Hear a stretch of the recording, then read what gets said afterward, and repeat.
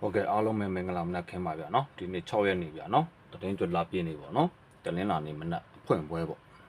့ကဲလာပြည့်နေမှာပြည့်ဝဝလေးနဲ့ဒါရနေယူကြအောင်ဗျာနော်တတင်းကျွတ်ခါတယ်မရလည်းဖြစ်နေတဲ့အတွက်ကြောင့်မလို့နော်တတင်းကျွတ်လာပြည့်နေကြီးလည်းဖြစ်နေတဲ့အတွက်ကြောင့်မလို့အားလုံးဒီမနက်မှာတော့ဒိုင်စီကနေလာပြည့်နေဆိုတဲ့အတိုင်းပြည့်ဝဝကြီးယူကြမယ်ဗျာနော်ပြည့်ဝဝယူပြီးတော့တပတ်စာကျွန်တော်တို့နော်ဟိုအရင်လေးပေါ့ဗျာနော်တပတ်စာအရင်လေးရအောင်ယူကြမယ်ဗျာနော်ကျွန်တော်တွေ့ထားတာတွေလည်းဒီမနက်မှာလှတယ်ဗျာနော်ညနေလည်းလှမယ်ဗျာနော်ညနေကတော့ဘလို့ပူလှမလဲဆိုတော့ကျွန်တော်ညတော့နေကုန်းစားမှာရှာထားတဲ့အတိုင်းလို့ပေါ့ဗျာနော်ပြီးခဲ့တဲ့အပတ်ကကျွန်တော်ဗီဒီယိုတိုလေးတွေပဲတင်ပေးနိုင်တယ်ဗျာနော်အခုတော့ကျွန်တော်ထိုင်းစင်ကတ်ရသွားတဲ့အတွက်ကြောင့်မလို့ထိုင်းစင်ကတ်နဲ့ပြန်လျှောက်လိုက်ထိုင်းစင်ကတ်နဲ့လျှောက်လိုက်တာမှာ verify အောင်သွားပါပြီဗျာနော် verify code ချပေးတဲ့အတွက်ကြောင့်မလို့ကျွန်တော်ဒီမှာဗီဒီယိုဖိုင်တွေတင်လို့ရပြီဗျာနော်ဗီဒီယိုဖိုင်အရှိတွေတင်လို့ရပြီ15မိနစ်အထက်ပေါ့နော်15မိနစ်အထက်ဗီဒီယိုဖိုင်တွေတင်လို့ရသွားပြီဖြစ်တဲ့အတွက်ကြောင့်မလို့ကျွန်တော်ဗီဒီယိုဖိုင်လေးတင်ပေးခြင်းဖြစ်ပါတယ်ဗျာနော်ကျွန်တော်ရဲ့ဒီ channel လေးကိုလည်းဝင်ရောက်ကြည့်ရှုအားပေးကြတဲ့ချစ်မိတ်ဆွေတွေများအားလုံးเนาะကျွန်တော်တခုတောင်းဆိုချင်ပါတယ်ကျွန်တော်ရဲ့ဒီ channel လေးကို like and subscribe လေးလုပ်ပေးခဲ့ပြီးတော့ notification ခေါင်းလောင်းလေးကို all တို့ပြောင်းထားပေးပါဗျာเนาะဘာလို့လဲဆိုတော့ကျွန်တော်ဗီဒီယိုဖိုင်တင်တိုင်းမှာတင်လိုက်တိုင်းမှာအချိန်နဲ့တပြေးညီကြည့်လို့ရအောင်လို့ like and subscribe လုပ်ပြီးတော့ notification ခေါင်းလောင်းလေးကို all တို့ပြောင်းထားမှကျွန်တော်တို့အချိန်နဲ့တပြေးညီကြည့်လို့ရမှာပါဗျာเนาะကျွန်တော်တို့ subscriber လေးပြည့်ပြီဟေ့ဆိုရင်တော့ subscriber ပြည့်မယ်watch hour လေးเนาะဟိုဝင်ရောက်ကြည့်ရှုတဲ့နိုင်အချိန်လေးပြည့်သွားမယ်ဟေ့ဆိုရင်တော့ကျွန်တော် live လွှင့်လို့ရပါပြီဗျာเนาะကျွန်တော်ရဲ့ account အဟောင်းနေအရင်တော့ 2D lucky man 1 2ဟောပါเนาะ 2D lucky man account ကြီးရဲ့main account ပါเนาะ main account ရဲ့ 2D lucky man 2ရဲ့3ရဲ့အဲ့ဒါတွေအကုန်လုံးကဟိုဟာတွေဟောเนาะကျွန်တော်ရဲ့အရင် account တွေမှန်သမျှအားလုံးကYouTube ကနေပြီးတော့တရားဝင်ဖြတ်သိမ်းလိုက်ပါပြီဗျာเนาะတရားဝင်ဖြတ်သိမ်းလိုက်ပြီဖြစ်တဲ့အတွက်ကြောင့်မလို့ဘလို့မှလည်းပြန်လုပ်လို့မရတော့ပါဘူးပြန်လည်းအဖတ်ဆယ်လို့မရတော့ဘူးဗျာเนาะသူတို့ကလုံးဝဖြတ်သိမ်းလိုက်တာဖြစ်တဲ့အတွက်ပေါ့เนาะကဲဟုတ်ပြီဗျာเนาะကျွန်တော်ဒီတစ်ပတ်မှာတော့ဇာတို့ပတ်တီးအနေနဲ့ကျွန်တော်၄တလုံးပေးမယ်ဗျာเนาะ၄တလုံးပေးမယ်အဲ့ဒါကဟူးမကြော်ဘူးလို့တော့ခန့်မှန်းထားပါတယ်ဗျာเนาะပြီးခဲ့တဲ့ပတ်ကကျွန်တော်1တလုံးပေးလိုက်တာခွန်တလုံးပေးတာကအင်္ဂါနေ့เนาะပြီးခဲ့တဲ့အပတ်ကကျွန်တော်ခွန်တလုံးပေးတာတလင်းလာနေမှာတန်းဆင်းသွားတယ်ဗျာเนาะဇာတို့ပတ်တီးခွန်ဆိုပြီးတော့ကျွန်တော်ပေးလိုက်တယ်တလင်းလာနေမှာတန်းဆင်းသွားတယ်တလင်းလာနေဆင်းပြီးဆင်းတဲ့အတွက်ကြောင့်မို့ကျွန်တော်အင်္ဂါနေ့မှာနောက်တလုံးထပ်ပေးတယ်ဗျာเนาะ1တလုံးဆိုပြီးတော့နောက်တလုံးထပ်ပေးတယ်1 break 1တလုံးဆိုပြီးတော့ဇာတို့ဆိုပြီးတော့เนาะအဲ့ဒါကတစ်ပရိတ်ကလုံးဝမထွက်သွားဘူးတစ်တလုံးကတော့နောက်ဆုံးတောက်ကြနေမှလာထွက်တဲ့အတွက်ကြောင့်မလို့ရတဲ့လူနည်းသွားတယ်ဗျာနော်ကဲအခုတော့ဒီတစ်ပတ်မှာကျွန်တော်ဇာတို့ပတ်တီ၄ပေးထားပါတယ်ပရိတ်ကတော့နော်ပရိတ်ကတော့16ပရိတ်ပါဗျာနော်16ပရိတ်နော်16ပရိတ်ပါနော် PK 16ပရိတ်ပါဗျာနော်16ပရိတ်ကိုဇာတို့လိုက်ချင်လိုက်မလိုက်ချင်ဘူးဆိုရင်လည်းပရိတ်နဲ့ပရိတ်နဲ့ညှိတဲ့ကနန်းလေးတွေပါတော့မှပဲထိုးကျင်ထိုးပါဗျာเนาะ16ပရိတ်เนาะ16ပရိတ်ပါပရိတ်ကတော့เนาะတစ်ပတ်စာပရိတ်ပေးထားတာဗျာเนาะဒါလည်းဟူးမကြော်လို့တော့ကျွန်တော်ခံမှန်းထားတယ်ပရိတ်တစ်ခုထွက်ရင်တော့အမှန်ဆိုရင်တော့နှစ်ခုလုံးထွက်ပေးရမှာဗျာเนาะ16ပရိတ်နှစ်ခုလုံးထွက်ပေးရဖို့ထွက်ပေးရမယ်သဘောပါဗျာเนาะဒါပေမဲ့တော့ကျွန်တော်တို့ကတစ်ခုထွက်တယ်ဟေ့ဆိုရင်တစ်ပရိတ်ပဲထွက်တစ်ပရိတ်ထွက်ပြီးဟေ့ဆိုရင်လည်းနားလိုက်ပါဗျာเนาะ6ပရိတ်ဆက်လိုက်ချင်လည်းလိုက်မလိုက်ချင်လည်းသဘောပါဗျာเนาะလိုက်ချင်တဲ့သူကတော့လိုက်ပါမလိုက်ချင်တဲ့သူတွေကတော့နားလိုက်ပါဗျာเนาะ break ကိုနားလိုက်ပါဟိုနှစ်ခုတွေကတစ်ခုထွက်သွားပြီဖြစ်တဲ့အတွက်တောင်းဝင်ကြည့်လို့ရပါတယ်ကဲဟုတ်ပြီဗျာเนาะကျွန်တော်ဒီမနက်ပိုင်းမှာတွေ့ထားတဲ့လုံးမိုင်ကတော့ကျွန်တော်6တလုံးပါဗျာเนาะ6တလုံးကျွန်တော်ပေးလိုက်ပါတယ်အခုကျွန်တော်ဟိုဈေးကွက်ထိပ်စီးကြည့်လိုက်တာမှာနေကုန်ဈေးကွက်ထိပ်စီးက961ပါဗျာเนาะနေကုန်ဈေးကွက်ထိပ်က961ပါဆိုတော့ကျွန်တော်တို့6တလုံးကတော့ပါနေပြီဗျာเนาะ6တလုံးကတော့ပါနေပြီเนาะအဲ့တော့ကျွန်တော်တို့လုံးမိုင်လေးများကြိုက်နေတတ်တဲ့သူတွေရှိတယ်ဟေးဆိုရင်6တလုံးရဲတင်းတင်းလုပ်လို့ရပါတယ်ဒီမနက်ကိုเนาะကျွန်တော်ရဲ့၄လုံးကီးလေးကတော့ကျွန်တော်တို့3953ခွန်ပါဗျာเนาะ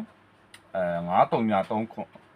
9353ခွန်ဆိုပြီးတော့ပေးလိုက်မယ်ဗျာเนาะအဲ့ဒါအတူတူပါပဲဗျာเนาะရှင်းတော့လှန်လိုက်တာပါ formula key လို့လည်းခေါ်ပါတယ်ဗျာเนาะ9353ခွန်ဗျာเนาะ9353ခွန်ဒီကောင်ကတော့ပြီးကျင်လည်းပြီးမယ်ဗျာမပြီးကျင်လည်းမပြီးဘူးဗျာเนาะအဲ့အတွက်ကြောင့်တော့ကျွန်တော်အပြီးလို့ထည့်မရေးပြီးတော့ဘူးမိတ်ဆွေတို့ကတက်နိုင်တယ်ဟေ့ဆိုရင်တော့အပြီးခွေခြင်းပါဆိုလည်းခွေလို့ရတယ်ဗျာเนาะဒီလေးလုံးကီးလေးကကျွန်တော်အပြီးဆိုရင်တော့အနောက်မှာအပြီးဆိုပြီးထက်ရေးပေးတယ်ဗျာเนาะကဲဟုတ်ပြီအဲ့ဒါဆိုရင်ကျွန်တော်တို့3လုံးကီးเนาะသူနဲ့ပေးညမယ်3လုံးကီးဟာ619 break ပါ619ကီးပါဗျ sorry 619ကီးပါ 619ကီလေးနဲ့6လုံးမိုင်619ကီနဲ့ကျွန်တော်တို့ကပ်ပေးမယ်ဗျနော်အမှဆိုကနန်းလေး12ကွက်ထွက်ပါတယ်နော်ကနန်းလေး12ကွက်ထွက်ပါတယ်ဗျနော်နော်ပြီးမှကျွန်တော်ခဏစီပြီးတော့မှကျွန်တော်ထပ်ပြီးတော့ကိုယ်ဝဲ formula လေးကိုပြပေးမယ်ပြီးခဲ့တဲ့အပတ်ကတော့ကျွန်တော်တို့ formula တွေတောက်လျှောက်လုပ်သွားတယ်ဗျနော် formula တောက်လျှောက်လုပ်သွားတယ်တနင်္လာအင်္ဂါပုပ်တူကြာသာပရင်းနေ့တော့ကြာသာပရင်းနေ့တော့ပါတယ်ဗျနော်ကြာသာပရင်းနေ့အထိပါတယ် formula တွေအလုပ်သွားတာဗျနော်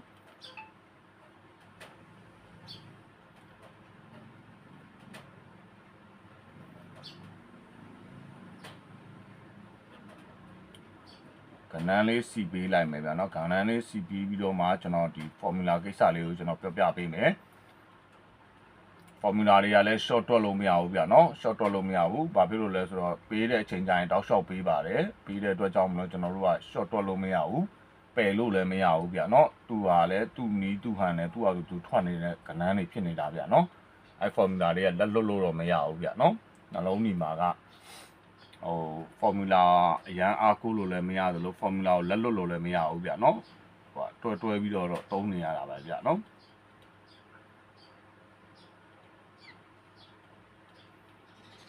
ဒီမနက်တော့ကျွန်တော်တို့အဖွင့်လှဖို့အရေးကြီးတယ်ဗျနော်အဖွင့်လှဖို့တော့ပို့ပြီးတော့အရေးကြီးပါတယ်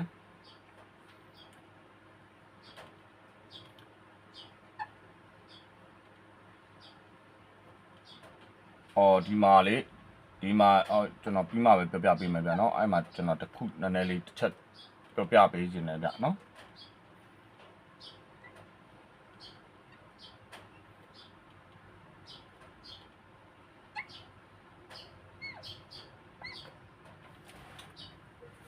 ကဲဟုတ်ပြီဗျနော်ကျွန်တော်တို့ဒီမနက်6ခွဲ formula ရနော်6ခွဲမှာထွက်သွားတာက model က30ပါ internet က303ပါ break to break ကျနေပါတယ်30 303ကဏ္ဍတူကဏ္ဍ break to break ကျနေပါတယ်နော်ကဏ္ဍတူကဏ္ဍတော့ပြောလို့တော့ရတယ်30နဲ့303ဆိုတော့ကဏ္ဍကတူတော့တူနေတယ်ရှေ့နောက်တော့လွဲတယ်ဗျနော်ရှေ့နောက်တော့လွဲတယ်ကဏ္ဍတော့တူနေတယ် break to break ပေါ့နော် break to တဲ့ဟေးဆိုအပူးနဲ့3ညတစ်ခါတရံမှာညီကိုလာတတ်ပါတယ်ဗျနော်တစ်ခါတရံညီကိုလာတတ်တယ်အဲ့ဒါလေးတစ်ချက်သတိထားပါညီကိုလေးလာတတ်တယ်တစ်ခါတရံနော်တစ်ခါတရံလို့ပြောတာနော်ညီကိုနော်တစ်ခါတရံလို့ကျွန်တော်တေချာထည့်ပြောတယ်နော်တစ်ခါတရံလို့ပဲပြောတာနော်လာတော့လာခဲ့တယ်ဗျနော်လာတော့လာခဲ့တယ်ဒါပေမဲ့ကိုကတော့နည်းနည်းလေးတော့အရန်သဘောနေနဲ့စော့စေခြင်းတယ်နော်ပြီးကြတော့ကျွန်တော်တို့နော်ဒီမှာဝင်ရောက်ကြည့်ရှုခဲ့တဲ့သူတွေများရှိရင်ဝင်ရောက်ကြည့်ရှုခဲ့တဲ့ကျွန်တော်ရဲ့ချစ်မိတ်ဆွေတွေပေါ့နော်လူဟောင်းတွေပဲဖြစ်ဖြစ်လူသစ်တွေပဲဖြစ်ဖြစ်ကျွန်တော်ရဲ့ channel လေးကို like and subscribe လေးလုပ်ထားပါပြီးကြတော့ကျွန်တော်တပတ်စာမွေးကနန်း6ကွက်ရှိပါတယ်တပတ်စာမွေးကနန်း6ကွက်များလိုချင်ခဲ့တဲ့ဟေးဆိုရင်ကျွန်တော်ဘေးမှာ Viber ဖုန်းနံပါတ်လေးရေးပေးထားတယ်ဗျနော် Viber ဖုန်းနံပါတ်လေးရေးပေးထားတယ် Viber မှာလာယူလို့ရပါတယ် free ပေးတာပါဗျနော် free ပေးတာပါပေါက်တော့မှကိုယ့်ကိုစေနာရှိရင်လည်းရှိသလိုပေါ့ဗျနော်မရှိတော့လည်းဘာမှမဖြစ်ပါဘူးနော်ကျွန်တော်ပြပေးတာကတကယ်လို့များမွေးကနန်းလေးမွေးခြင်းနဲ့ကြိုက်နေတတ်တယ်ဟေးဆိုရင် Viber မှာလာယူလို့ရပါတယ်ကျွန်တော် Viber ဖုန်းနံပါတ်ပေးမှထည့်ပေးထားပါတယ်နော်399980206400ဆိုပြီးတော့ကျွန်တော်ဖုန်းနံပါတ်လေးထည့်ပေးထားတယ်ဗျနော် Google formula က break to break ဖြစ်နေတဲ့အတွက်ကြောင့်မလို့အပူးဖြစ်ရင်ဖြစ်မဖြစ်ရင်3ညအဲ့ဒါကတော့သူက formula အမှန်ဒါပေမဲ့ရန်ဖန်ရန်ခတစ်ခါတင်ရန်10ခါမှာတစ်ခါလောက်ညီကိုပြန်ပေးတတ်တယ်ဗျနော်ညီကိုပြန်ပေးတတ်တဲ့အတွက်ကြောင့်မလို့နည်းနည်းလေးတော့တတိထားပါညီကိုလေးကိုနော်ကျွန်တော်ကတော့ဒီမနက်အတွက်ကိုကျွန်တော်ဒီမှာ၄လုံးကီးနဲ့၃လုံးကီးနဲ့ကိုတွဲပြီးပေးလိုက်တာ12ကွက်ရှိပါတယ်အဲ့12ကွက်ထဲမှာကျွန်တော်မိန်းကနန်းလေးတွေဆွဲထုတ်ပေးသွားမယ်ဗျနော်မိန်းကနန်းလေးတွေဆွဲထုတ်ပေးသွားမယ်ကျွန်တော်တို့ဈေးကွက်ထိပ်စီးကကျွန်တော်တို့နေကုန်းထိပ်စီး961ဆိုပြီးတော့ဈေးကွက်ထိပ်စီးရထားတယ်နော်ဈေးကွက်ထိပ်စီးရထားတဲ့အတွက်ကြောင့်မလို့9ထိပ်6ထိပ်တစ်ထိပ်ကိုပို့ထိုးပါဗျနော်9ထိပ်6ထိပ်တစ်ထိပ်ကိုပို့ထိုးပါကျွန်တော်တို့ဒီမှာ65ဆိုရင်တစ်ပရိတ်ပါဗျာเนาะ6ထိပ်နဲ့เนาะ65တစ်ပရိတ်ပါညီကိုလည်းဖြစ်เนาะညီကိုလည်းဖြစ်တယ်တစ်ပရိတ်လည်းဖြစ်တယ်ဗျာเนาะညီကိုလည်းဖြစ်တယ်တစ်ပရိတ်လည်းဖြစ်တယ်ပြီးရင်ကျွန်တော်တို့ဒီမှာ break ကတပတ်စာ break เนาะဒါ3ရက်ဟူးမကြော်ဘူးလို့တော့ကျွန်တော်ခံမှန်းထားတယ်ဗျာเนาะ16 break က16 break ကဟူးမကြော်ဘူးလို့တော့ခံမှန်းထားတဲ့အတွက်ကြောင့်မို့ကျွန်တော်တို့60တကွက်ကျွန်တော်ထပ်ထည့်ပေးမယ်60ကပြီးခဲ့တဲ့အပတ်ကပြန်ကြမဟုတ်ဘူးဗျာเนาะပြန်ကြမဟုတ်ဘူးပြန်ကြမဟုတ်ဘူးဆိုရတယ်ဗျာเนาะ60တကွက်ကျွန်တော်ထည့်ပေးလိုက်မယ်6နဲ့ပတ်သက်ပြီးတော့6ထိပ်နဲ့ပဲဗျာเนาะပြီးပြီဟေးဆိုရင်ကျွန်တော်တို့139တစ်ပရိတ်ပဲဗျာเนาะ139ညီကိုတစ်ပရိတ်เนาะ139ညီကိုတစ်ပရိတ်เนาะအမှ139တကွက်ထပ်ထည့်ပေးလိုက်တယ်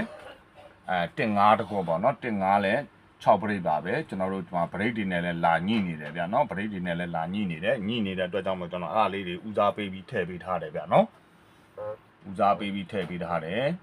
အားလေးတွေတစ်ချက်ကိုယ့်အကိုကြိုက်တယ်လို့လောက်ကြပါဗျာနော်ကျွန်တော်ကတော့ဖြစ်နိုင်ခြေရှိတာကိုကျွန်တော်လဲကြိုက်တယ်ဖြစ်နိုင်ခြေရှိမဲ့ဟာကိုလဲကျွန်တော်အဓိကဦးစားပေးပြီးထည့်ပေးထားတယ်ဗျာနော်ပြီးပြီဟေးဆိုကျွန်တော်ဒီမှာညီကိုနောက်တစ်ခုက60ပေါ့ဗျာနော်ထိုင်းပါဝါလဲဟုတ်တယ်60ညီကိုလဲဟုတ်တယ်ဗျာနော်ထိုင်းပါဝါလဲဟုတ်တယ်ညီကိုလဲဟုတ်တယ်ဗျာနော်ဟာလေကျွန်တော်9ခွက်ထုတ်ပေးလိုက်မယ်ဗျာနော်9ခွက်ထုတ်ပေးလိုက်မယ်မိတ်ဆွေတို့ကကြိုက်နှစ်တတ်တယ်ဟေးဆိုရင်နော်ကြိုက်နှစ်တတ်တယ်ဟေးဆိုရင်13ထပ်ထည့်လို့13ထိုးလို့ရတယ်နော်13ထိုးလို့ရတယ်1ခွန်ထိုးလို့ရတယ်ဗျာနော်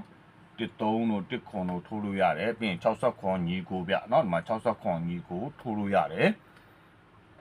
ပြီးပြီဟေးဆိုရင်9559ပေါ့ဗျာเนาะကျွန်တော်တို့က9ထိပ်နဲ့ရထားတာဆိုတော့9559ထည့်ထိုးလို့ရတယ်ဗျာเนาะ9559ထည့်ထိုးလို့ရပါတယ်เนาะ9559ထည့်ထိုးလို့ရတယ်တက်နိုင်တယ်ဟေးဆိုရင်ဒီမနက်ကိုလေတစ်ပရိတ်ကိုအပြည့်ထိုးရင်ပိုကောင်းတယ်ဗျာเนาะကျွန်တော်ဒီမှာထည့်ပေးထားတာ65ရဲ့139ရဲ့ထည့်ပေးထားတဲ့အတွက်ကြောင့်တော့နှစ်ကွက်ပါပြီနော်နှစ်ကွက်ပါပြီးပါဝါအနေနဲ့ဆို83ထည့်ထိုးလို့ရမယ်83ထည့်ထိုးလို့ရမယ်40ခွန်ထည့်ထိုးလို့ရမယ်နော်29ထည့်ထိုးလို့ရမယ်နော်3ကွက်ပဲကျန်တယ်83ရယ်4ခွန်ရယ်29ရယ်အဲ့ဒါလေးကိုထည့်ထိုးလိုက်ပါတက်နိုင်ပေါ့နော်တက်နိုင်ထည့်ထိုးလိုက်ပါနော်ကျွန်တော်ပေချာမှားတယ်နော်တစ်ပရိတ်ကပြီးခဲ့တဲ့အပတ်ကပျောက်သွားတဲ့အတွက်ကြောင့်ဒီတစ်ပတ်မှာအစောဆုံးဆင်းပေးရတော့မယ်နော်ဒီမနက်မှာတင်ဆင်းကျင်လဲဆင်းသွားပြီးလို့ရတယ်နော်တတိချာချာလေးမှားပါတယ်မိတ်ဆွေတို့အဲ့ဒါတေချာလေးအာယုံလေးစိုက်ပြီးတော့တတိချာချာလေးလှုပ်စေခြင်းတယ်ဗျနော်ပြီးရင်60ခွန်တစ်ခွက်ဒီမှာ6ပရိတ်ရှိပါတယ်ပရိသာလည်းဟုတ်တယ်နော်60ခွန်ပရိသာလည်းမှန်ပါတယ်ပရိသာလို့လည်းခေါ်တယ်6ပရိတ်လည်းဖြစ်နေတဲ့အတွက်60ခွန်တစ်ခွက်ထက်ထိုးပါနော်နဲ့4 5ကွက်အားလုံး10ကွက်ဖြစ်သွားမယ်ဗျ2ကွက်ပဲယော့နေပြီဗျနော်အမှန်ဆိုရင်ကျွန်တော်ဒီ12ကွက်လုံးတည်ထိုးလိုက်ပါတည်ထိုးပြီးပြီဆိုမှဒီ5ကွက်ကိုတင်ထိုးပါဗျနော်5ကွက်ကိုတင်ထိုးပါနော်အဲ့ဒါကြောင့်မလို့ကျွန်တော်ကတေချာလေးပြပြပေးတာဗျနော်ပြီးရင်ကျွန်တော်တို့ဒီမှာကလင်နာကနန်းလေး2ကွက်ကျွန်တော်ကလင်နာကနန်း1ကွက်ရေးပေးမယ်ပေါ့ဗျနော်1ကွက်မဟုတ်ဗျ2ကွက်ရေးပေးမယ်ဗျနော်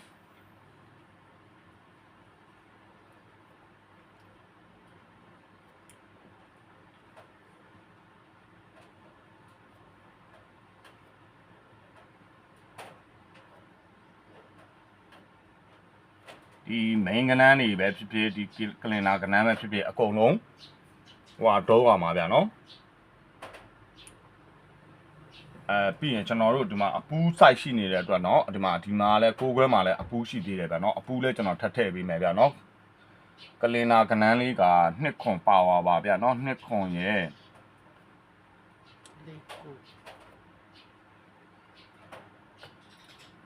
နှစ်ခွန်ရဲ့ကျွန်တော်တို့ဒီပြီးရင်ဟိုပါပေါ့နော်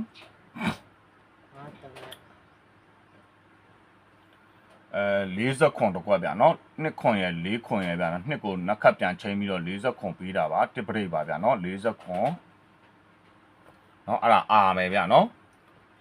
အဲ့နှစ်ကွက်ပဲဗျာနော်ပြီးရင်ကျွန်တော်ဒီမှာအပူးလေးထည့်ပေးလိုက်မယ်ဗျာနော်အပူး site လည်းရှိနေတဲ့အတွက်ကြောင့်မလို့နော်အပူးနဲ့လည်းနောက်ပတ်ရှိသွားပြီဟိုးရှေ့ဘက်မှာလည်းအပူးနဲ့ပဲဖွင့်ခဲ့တယ်ခွန်ဆိုပြီးတော့ပြီးခဲ့တဲ့ဘက်ကလည်းလေးဆိုပြီးဖွင့်ခဲ့တယ်ဗျနော်အခုလည်းဒီမှာကိုခွဲ formula ရအပူးမဟုတ်3ညမဟုတ်ရင်ညီကိုပေါ့နော်ညီကိုအနေနဲ့လည်းကျွန်တော်ထည့်ပေးတာ3ညလည်း2ခွက်ထည့်ပေးထားတယ်နော်အပူးဒါမပါသေးတာအပူးဒီမှာကျွန်တော်အခုထည့်ပေးမယ်အပူးကဘာဘူးတွေရှိမလဲဆိုတော့တစ်เนาะအပူး4ဘူးရှိပါတယ်ဗျာเนาะတစ်တက်နိုင်ရနော်အကုန်ဆွဲလိုက်ပါเนาะတက်နိုင်တော့အကုန်ဆွဲပေါ့ဗျာเนาะမတက်နိုင်တဲ့သူတွေကကျွန်တော်ပေးတဲ့ဟာလေးပဲထိုးပေါ့ဗျာเนาะ66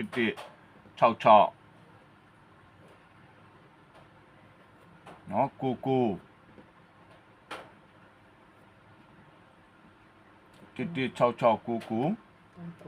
ပြီးရင်ဟို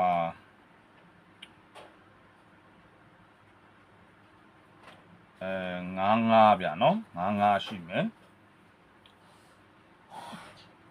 55ရှိမယ်အော်မိန်ကနန်းကျွန်တော်တကွက်မေးကြံခဲ့တယ်ဗျာနော်မိန်ကနန်းတကွက်မေးကြံခဲ့တယ်ဆိုတော့55ဗျာနော်55 เนาะပြန်ကြအနေနဲ့ပေးလို့ရတယ်အပူကိုเนาะပြန်ကြအနေနဲ့ပြန်ဖွင့်သွားလို့လည်းရတယ်ဗျာเนาะကြိုင်ရင်9ထဲမကြိုက်ဘူးဆိုရင်3ထဲလို့ရတယ်9အစား3ထဲလို့ရတယ်ဗျာเนาะ3ထဲလို့ရမယ်ခွန်ထဲလို့ရမယ်ဗျာเนาะခွန်တို့3တော့เนาะအဲဟိုဟာကို3ကိုနှစ်ခတ်ချိန်မယ်ဆိုခွန်ပေးလို့ရတယ်9ကိုပါဝါချိန်မယ်ဆို3ပေးလို့ရတယ်ဗျာเนาะကျွန်တော်ကတော့ဒီ4ဘူးပဲထည့်ပေးထားမယ်ဒီ4ဘူးပေါ့เนาะတကွက်ကောင်း site အနေနဲ့ကျွန်တော်60လေးကို main ကနန်းအနေနဲ့ကျွန်တော်ပေးခြင်းတယ်ဗျာเนาะအဲ့တော့ကျွန်တော်ဒီမှာထပ်ထည့်လိုက်မယ်ဗျာเนาะ96ခွန်ပေါ့ဗျာเนาะ96ခွန်အားရလေးတကွက်ကြံခဲ့တယ်ဗျာเนาะဒီမှာကျွန်တော်ဒါလေးပြန်ဖြတ်လိုက်ပြီကဲဟုတ်ပြီဗျာเนาะကျွန်တော်တို့ဒီမှာဒီမနက်မှာတော့ကျွန်တော်ဒါလေးတွေပဲတွေ့ထားပါတယ်တွေ့ထားတယ်ဒီမှာဒီဟိုဟာကိုယ်ခွဲကနန်းစောင့်နေလို့ကျွန်တော်နည်းနည်းလေးနောက်ကျသွားတာဗျာเนาะကိုယ်ခွဲ formula လေးလည်းသိကျင်တော့ဘာလို့ပြီးခဲ့တဲ့အပတ်က formula လေးအလုပ်ထားတဲ့အတွက်ကြောင့်မလို့ကျွန်တော်တို့ဒီတစ်ပတ်ကိုရော formula အလုပ်မလားဆိုတဲ့အတွေးနဲ့ကျွန်တော်စောင့်နေလိုက်တာဗျာเนาะစောင့်နေလို့နည်းနည်းလေးအချိန်နောက်ကျသွားတယ်ဗျဟုတ်ပြီဗျာเนาะကျွန်တော်ဒီမနက်မှာတွေ့ထားတာတော့ဒါအကုန်ပဲမိတ်ဆွေတို့ကဒီ12ခွက်ကိုအရင်ထိုးလိုက်ပါ12ခွက်ကိုကြိုက်ရင်12ခွက်လုံးအရင်ထိုးလိုက်เนาะကိုနိုင်တဲ့လောက်လေးအရင်ထိုးပြီးပြီဟေးဆိုမှဒီ main 6ခွက်ကိုတင်ထိုးအဲ့ဒီထဲမှာမှเนาะပို့ပြီးတင်ထိုးရမယ့်ခဏန်းကเนาะ60ခွန်ပို့တင်ထိုးရမယ်6ခွန်တင်ထိုးရမယ်139တင်ထိုးရမယ်เนาะ65တင်ထိုးရမယ်ဗျအဲ့3ခွက်ဗျเนาะအဲ့3ခွက်ပို့တင်ထိုးပါเนาะပို့ပြီးတင်ထိုးပါလို့ပြောတာပါဗျာเนาะပို့ပြီးတင်ထိုးပါကျွန်တော်ဒီမှာတေချာမြင်းချောင်းလေးတွေတားပေးထားပါတယ်တင်ထိုးလို့ရအောင်လို့ဒီကလင်နာခဏန်းကတော့ဒါကလင်နာ site ကတီးတန့်ရထားတဲ့ဟာเนาะကလင်နာ site ကတော့တီးတန့်ထွက်နေတာပါအဲ့ထက်မှာတူတာဆိုလို့ဒီတစ်ပရိတ်သွားတူတာ40ခွန်တစ်ခွက်သွားတူတာပဲရှိတယ်เนาะအဲ့ဒါလေးကိုယ့်ကိုစဉ်းစားပါ40ခွန်ဆိုရင်တော့မထူတော့ဘူးဗျာเนาะကျွန်တော်တို့9ပါထပ်ထည့်ထားလိုက်ဗျာเนาะဒါအခွက်များလို့လည်းတိတ်မစိုးရင်ပါနဲ့เนาะဘာဖြစ်လို့လဲဆိုတော့ကျွန်တော်တို့ကဒါအခွင့်နေဆိုတော့เนาะများရင်များပါစေအရေးကြီးတာကတပတ်စာကိုအရင်ရဖို့အရေးကြီးတယ်ဗျာเนาะတပတ်စာအရင်ရသွားရင်ကိုကအေးလူပြစ်သွားပြီအဆင်မောနေဆော့အောင်ပါဗျာเนาะအပူးကိုလည်းမိတ်ဆွေတို့ကြိုက်တဲ့အပူးရှိရင်ထပ်ထည့်ပါကျွန်တော်ကတော့ကျွန်တော် site ထဲမှာတွေ့တဲ့အပူးကိုပဲကျွန်တော်ထည့်ပေးတာဒါ site ရမလို့ကျွန်တော်ထည့်ပေးတာဗျာเนาะ4ဘူးအပူး4ဘူးပေါ့ဗျာเนาะကဲဟုတ်ပြီဗျာเนาะကျွန်တော်ဒီမနက်မှာတွေ့ထားတာဒါအကုန်ပါပဲကဲဒီမနက်မှာအားလုံးလာပြင်းနေမှာเนาะတရင်ကျွတ်လာပြင်းနေမှာပြဝကြီးတိုင်းစီကနေပြီးတော့เนาะအရော်တွေအများကြီးရပြီးတော့เนาะတပတ်စာအရင်လေးတွေပေါ့เนาะတပတ်စာအရင်လေးတွေရနိုင်ကြပါသေးလို့ကျွန်တော်ဆုမွန်ကောင်းတောင်းပေးပါတယ်ကျွန်တော်ရဲ့ channel လေးကိုလည်း like and subscribe လေးလုပ်ထားပေးပြီးတော့ notification ခေါင်းလောင်းလေးကို all သို့ပြောင်းထားပေးပါဗျာเนาะကျွန်တော်ရဲ့ video file လေးကိုဝင်ရောက်ကြည့်ရှုကြတဲ့ကျွန်တော်ချစ်မိတ်ဆွေတွေများတယောက်ချင်းစီတိုင်းနဲ့ကိုကြီးကျမချင်းစိတ်ကျမချင်းနဲ့ပြည့်စုံနိုင်ကြပါစေကျွန်တော်ရဲ့ channel လေးကျွန်တော်ရဲ့ video လေးကိုဝင်ရောက်ကြည့်ရှုကြတဲ့ကျွန်တော်ချစ်မိတ်ဆွေတွေကလည်းတယောက်ချင်းစီတိုင်းကျွန်တော်ကိုအားပေးတဲ့အနေနဲ့เนาะအားပေးတဲ့အနေနဲ့အတိမတ်ပြုတဲ့အနေနဲ့ကျွန်တော်ရဲ့ channel လေးကို like and subscribe လေးလုပ်ပြီးတော့ notification ခေါင်းလောင်းလေးကို all သို့ပြောင်းထားပေးပါဒီ channel လေးကအသစ်ဖြစ်နေလို့ပါကျွန်တော်လည်းအစအနေပြန်ပြီးတော့လောရမှာဖြစ်တဲ့အတွက်ကြောင့်တော့အားလုံးကျွန်တော်ကိုပံ့ပိုးကူညီပေးကြပါလို့ကျွန်တော်ဆုမကောင်းလေးဟိုတောင်းပန်ခြင်းပါတယ်ဗျာเนาะကဲဟုတ်ပြီဗျာเนาะအားလုံးပဲဒီမနက်မှာအားလုံးကံကောင်းနိုင်ကြပါစေလို့ကျွန်တော်ဆုမကောင်းတောင်းပေးလိုက်ပါတယ်အားလုံးအောင်မြင်နိုင်ကြပါစေဗျာကဲအားလုံးဘိုင်ပါဗျာเนาะနေ့လည်းကြာမှပြန်ဆုံးကြမယ်